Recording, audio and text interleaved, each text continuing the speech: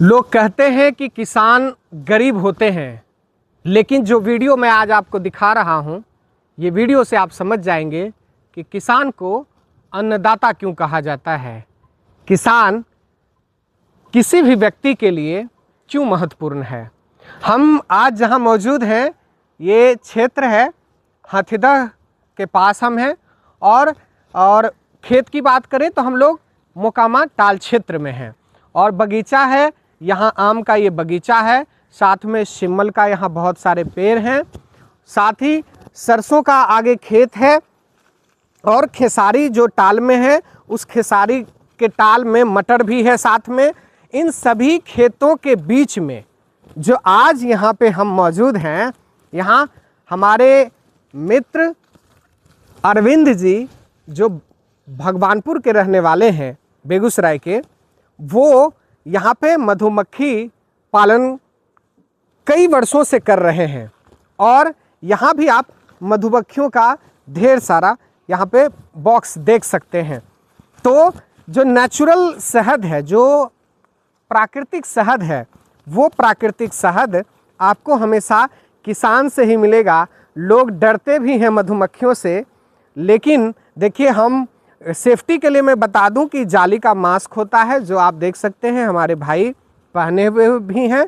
जब भी मधुमक्खियों के इस पेटी से निकालते हैं मध के लिए, तो ये सेफ्टी पहनना होता है ताकि मधुमक्खी आपको नुकसान ना पहुंचाए। वैसे ये मित्र मधुमक्खी हैं, आपको नुकसान नहीं पहुंचाएंगे जब तक आप नुकसान नहीं पहुंचाएंगे।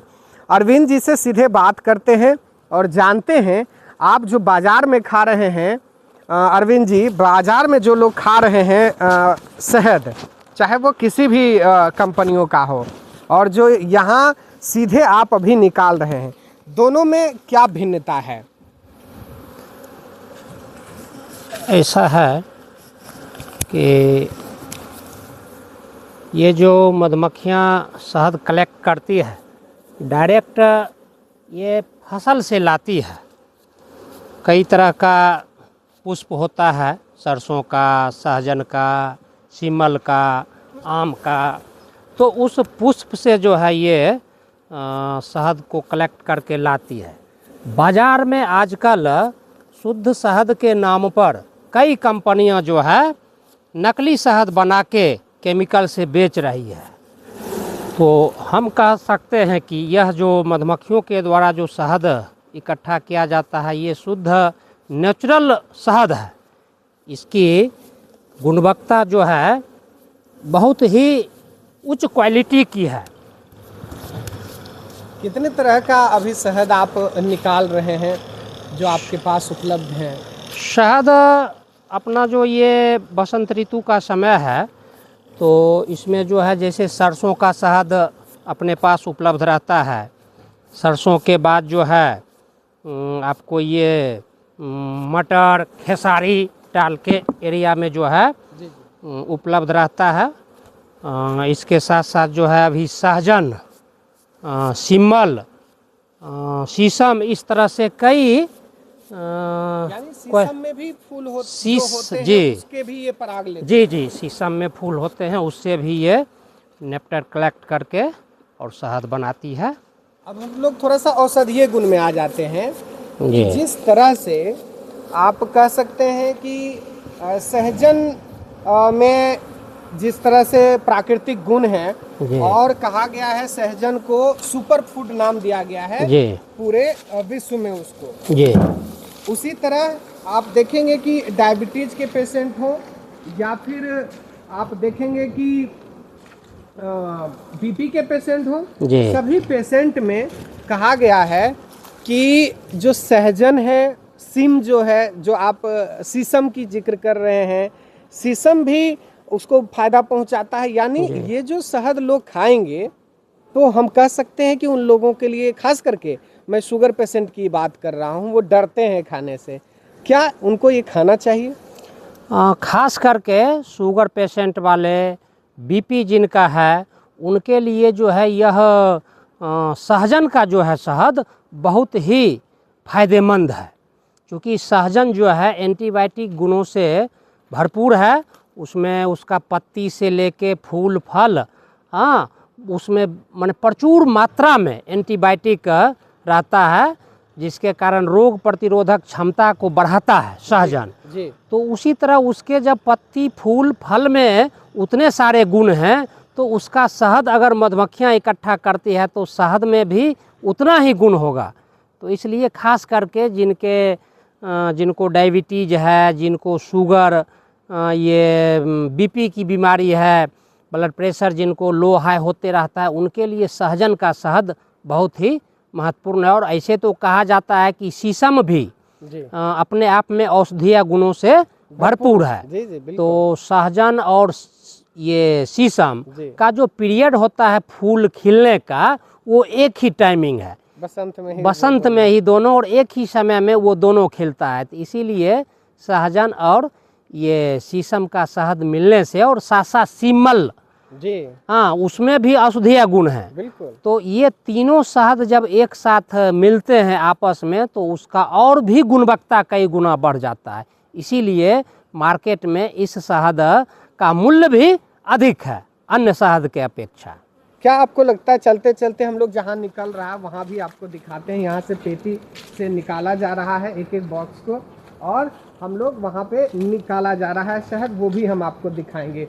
क्या ये कह सकते हैं हम लोग जो इसमें अलग अलग तरह के जो हम लोग यहाँ पे शहद अलग अलग तरह से ले रहे हैं, इसमें ऐसा मिलना बाजार में आपको नहीं लगता है कि ये दुर्लभ है बाजार में? ये अभी के समय में तो सही में दुर्लभ है।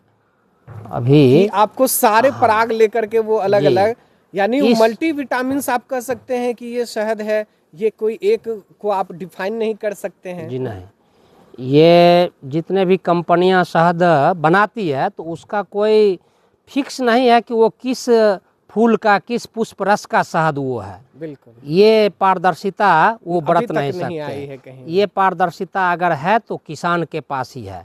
किसान ही पारदर्शिता, जो भाई ये इस क्वालिटी का गेहूं है, ये इस वैरायटी का मक्का है, किसान ही इसको डिवाइड करके जो है उसका नामकरण कर सकते हैं। उसी तरह शहद में भी किसान इसका जो है नामकरण कर सकते हैं कि ये लीची का शहद है, ये सहजन का है, ये शीशम का है। लेकिन यही शहद कंपनी वाले अगर ले जाएंगे तो फिर वो नहीं कर सकते हैं, वो मिक्स करके जो है सभी शहद को। हम लोग थोड़ा अंदर चल के दिखाएं, शहद को जैसे निकालते हैं उसको हम थोड़ा सा आपको दिखाते हैं कि कैसे निकाला जा रहा है। यहाँ देखिए, ये देखिए, इस तरह से ये पूरे बॉक्स को इसमें डालते हैं अंदर, देखिए, और ये फिर डालने के बाद आपको चलाएंगे और उससे शहद सारा निकलेगा। और ये मैनुअली बनाया गया है? जी, ये मैनुअल बनाया गया है, कोई मशीन तो है नहीं। ये नहीं। भी एक किसान ही कोई उस तरह से सोचे होंगे और इसको बनाए होंगे। और दिखाइए जरा, आप देखिए किस तरह से निकलता है।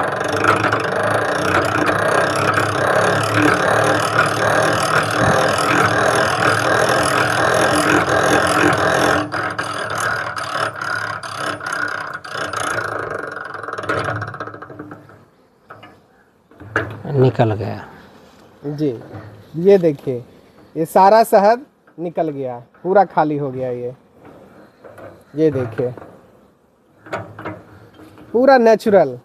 और फिर जिस बक्से से ये छाता आया है उसी बक्से में चला जाएगा। अच्छा, तो ये भी ध्यान रखते हैं कि जिससे लाया गया है उसी में देना है। हाँ, क्योंकि चेंज होगा तो फिर दिक्कत होगा। नहीं, दिक्कत नहीं होगा। लेकिन प्रयास करते हैं उसमें चला जाए। अच्छा। और मधुमक्खियां को बहुत कम मेहनत लगा, छाता इसका टूटा भी नहीं। जी जी। मधुमक्खियां का जो छाता बनाने में उसको मेहनत लगता है, जी जी, वो मेहनत उसको नहीं लगा, उसका छाता सुरक्षित जो है रह गया, शहद निकल गया। वाह, तो ये भी एक बेनिफिट है कि आपको कम पीरियड में शहद निकल जा रहा है। क्योंकि टाइम ऑफ पीरियड जो कह सकते हैं छत बनाने का, वो नहीं लग रहा है। वो नहीं लग रहा है। नहीं। हाँ। कितने दिनों में शहद निकल जा रहा है आपको? 10 दिन के पीरियड में ये निकलते रहता है, निकलते रहता है।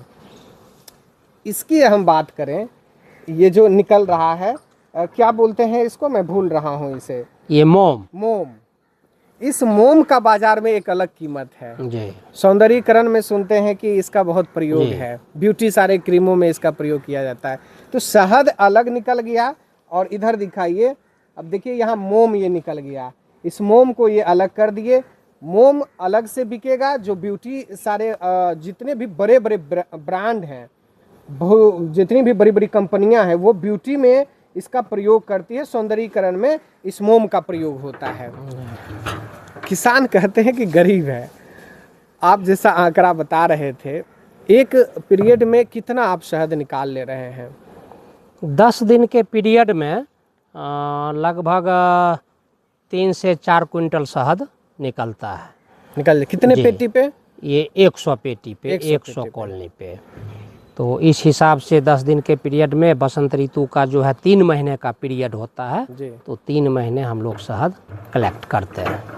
इस तरह से अगर देखें, जी कलेक्ट करके इसको सुरक्षित स्टीन में जी हम लोग रखते हैं, जी, और स्टीन में रख के इसको हम लोग रिफाइन करते हैं हाँ जी नेचुरल विधि से। जी वो धूप में जो है जी, इसको रखते हैं स्टीन को, अच्छा और धूप में रखने के बाद ये गर्म होता है शहद, जी जी, और इसमें जितना मोम का कण है, झाग है पानी का, वो सब वाष्प बन के ऊपर झाग बन के आ जाता है।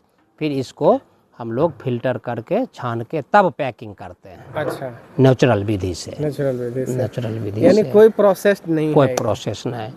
तो शहद के साथ साथ जी ये मोम से भी इनकम आता है किसानों को। बिल्कुल ये हजारों रुपये केजी बिल्कुल बिकता है मोम। है, जी तो इससे हम लोग भी मुनाफा लेते हैं मोम से। जी जी, और इसके साथ साथ जो है मधुमक्खी का डंक भी जी। निकाला जाता है। अच्छा, ये पॉलन भी निकाला जाता है, जिसको पराग कहते हैं। पराग कहते हैं। तो उसका भी मेडिसिन में उपयोग बड़ा है, उपयोग पराग है, का उपयोग है। तो इस तरह से इससे कई हम उत्पाद ले सकते हैं। एक मधुमक्खी पालन करके शहद ही नहीं, शहद के अलावे कई तरह के उत्पाद ले सकते हैं। आपके सामने देखिए हम दिखा रहे हैं, कोई वीडियो कट नहीं है।